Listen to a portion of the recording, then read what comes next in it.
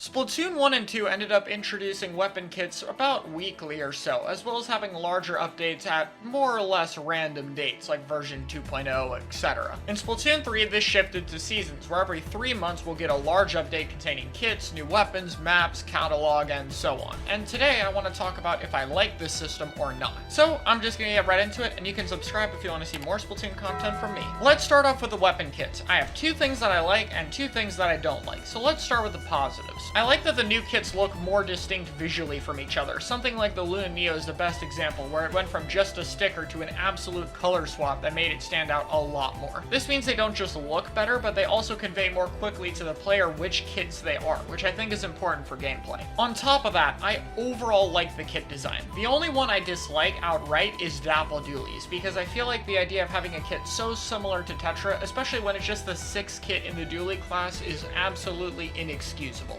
Outside of that though, while not all the kits are strong balance-wise, they have a unique identity, still feel strong, and feel like they have a sense of what they're trying to be good at, which is very important and something a lot of Splatoon 2 kits lack. My first major problem though is that we only got 10 kits. We know there are 8 seasonal updates, and if we get 80 kits in total, with 55 base weapons right now counting the new ones, we're barely gonna have any third kits at all. And we know we're probably gonna get way more new weapons than just these 3 if they keep up this cycle. Splatoon 1 and 2 both failed to reach third kits for all, and it feels odd that they didn't because they don't take up too much development time and add so many new playstyles to the game. This is coming from someone who didn't really enjoy or use that much of Rapids until Kenta Rapid came out, and then boom, 7 million Turfing. This was especially apparent in Splatoon 2, where Torpedo, Fizzy Bomb, Ultra Stamp, and Booyah Bomb were all only stuck on 5 weapons each at the end of the game's lifestyle, to the point where many people didn't even try them out. I'm hoping we bump up to around 15 to 20 kits in future updates, or at the very least the later updates will start to add more, because there's really no reason not to hit third kits on every single weapon, especially for Splatoon 3.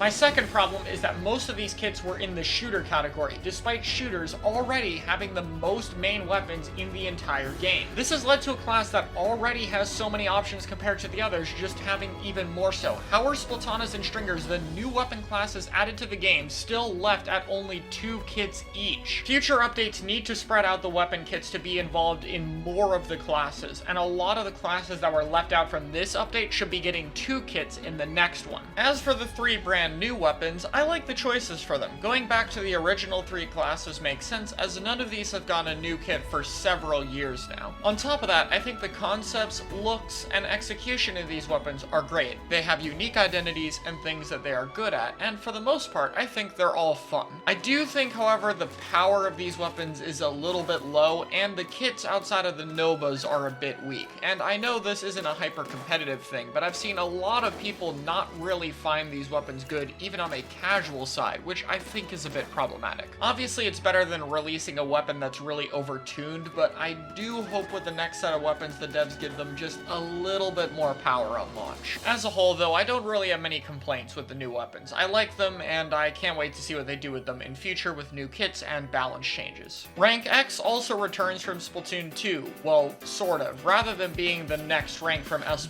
it's basically its own mode with its own rotation and rules. You do have to be S+ in order to get in this mode, but now it functions a bit differently. Outside of the aforementioned rotation, you can also now pick your region. This is mainly helpful for really high-ranked players in Splatoon 2, around 2600 or higher, because NA lobbies in that game would really not get much higher than 2300, and the average was around 2100, which would be much lower than your normal power. Japan, with a much wider player base, especially at higher levels, has much better lobbies, and so being able to be in those regions is really useful for those players, and for those who don't care as much about higher power lobbies, they get to pick NA. The matchmaking seems to be slightly improved, and you also are in series now, where it's a 3 wins or 3 losses before you get your points, and if you win your series, you are guaranteed a minimum of 10 points. This is great because in Splatoon 2, you could get 0.1 points for a game won, and someone had this happen to him 3 times in a row. I think plus 10 is a good minimum reward for a series that ensures getting that set win feels good, and in general, I think have it be ranked based off a series of games instead of one match with how volatile Splatoon could be is a lot more fair. That being said, jank with the point system is not gone, and there have been some 2-3 series that have lost absurd amounts of points, so there's definitely some fine tweaking to be done. Finally, while not officially officially announced, the game seems to prioritize how weapons are labeled in each team comp differently. Here's a chart of weapons that will be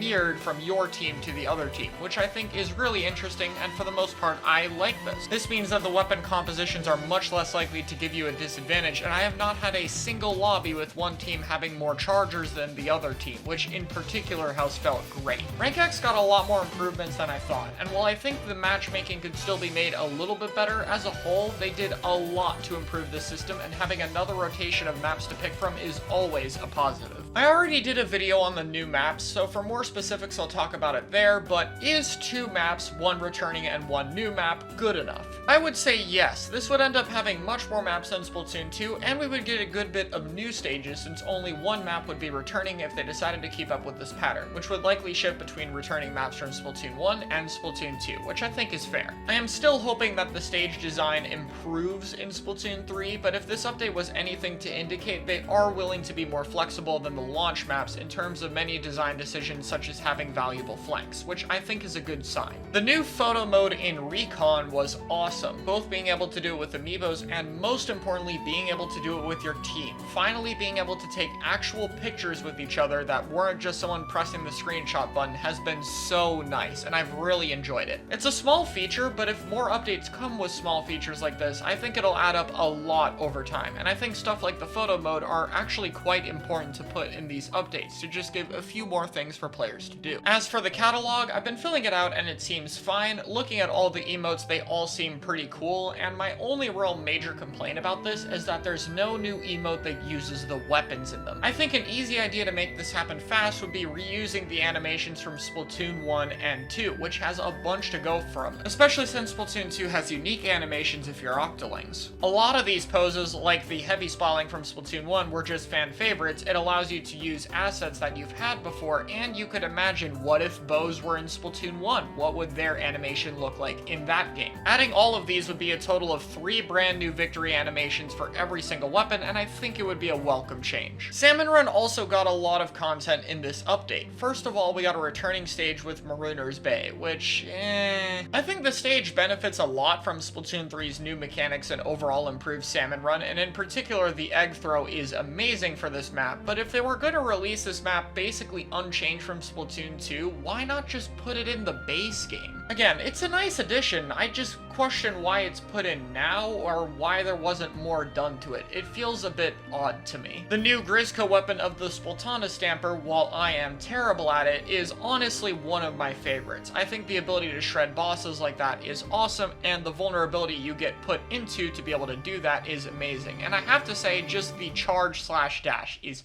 so cool. I feel like this is a well-designed Grizzco weapon that feels powerful while still having clear flaws, which is what stuff like the Grizzco machine tend to do right. Also, I'm aware it's the Grizzco Splatana and Grizzco Slosher. The looks of these weapons just make me think of the kits, I'm sorry. The first big run happened as well, and it was definitely an event that exists. There was a lot of stuff I liked. I think Wahoo World's actually a pretty good Salmon map, and it's nice to kick it out of normal rotations. The plaza being taken over and the music involved is really awesome and really fits the theme, and I like that Mr. Grizz still just only gives a crap about profits, because that's totally what he would do. I don't want to spend too much time on the drama over the statue reward. As someone who didn't get the gold, I don't care. It's just cosmetic. It's not a big part of the event. It's not something that limits people from enjoying it, and good Salmon players deserve more recognition. I am not one of them. Those people deserve it. Go watch Brian. I think the best way I can say this is that my disappointment isn't really about anything that they did. It's more about that they didn't really do much. For a fabled Salmonid invasion, there surely wasn't a lot going on compared to normal Salmon Run. There wasn't really any new night waves, and in fact, many of them didn't actually happen, probably because they wouldn't fit in the stage. It's a random weapons rotation, but there's only one Grizzco weapon. Why would this not be a full Grizzco weapon rotation, especially with the urgency? That would be a cool way to distinguish it. No new Salmonids, no new waves, no new boss Salmonid, nothing. I'm not saying we needed all this stuff, but like, I would have liked a little bit of something new. new. I don't know, it's the first one, it'll probably get better from here. It's a good way to make an in-universe excuse to rework stages, which could always be nice in the future, but as of right now, it's just kinda, well, okay, that was something. I kind of enjoyed it, but I just wish there was a little bit more. To wrap up a bunch of small things, Speedrun. The song at the bottom is cool, and it's nice for those who want to know what the song is called, especially since some of them apparently didn't have actual names until now, at least in the public. The new gear is fine. There's some returning gear I like, and in general, it's cool, but it's just cosmetic. There's not too much I really have to critique here. Being able to see the dots at the bottom of the screen when you're picking through the weapons you're selecting is cool. I like that. And that's everything we got. So let's talk about some things that we didn't get.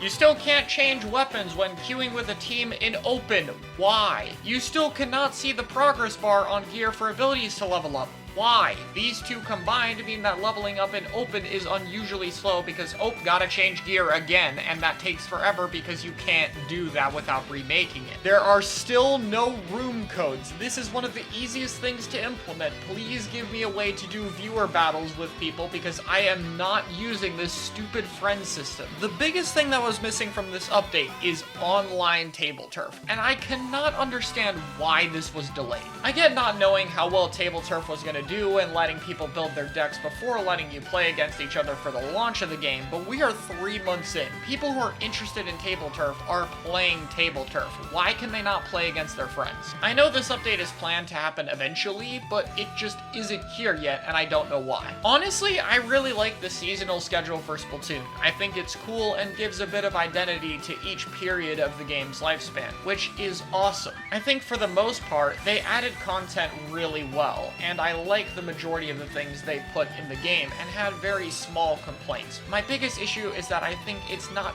quite enough size-wise. A few more weapon kits, online table turf, and a few other features would have made this update stand out just a lot more, and in general, I think the updates need to have a bit more content than what we got this time. This was the first update though, so we could potentially see more in the future, and especially with the DLC coming out, I wouldn't be surprised if one of these updates is scheduled to be way larger than the others. So we'll have to see. But that's my thoughts on the update cycle. Let me know what you guys think and if you're satisfied with this, and I'll see you all in a future video.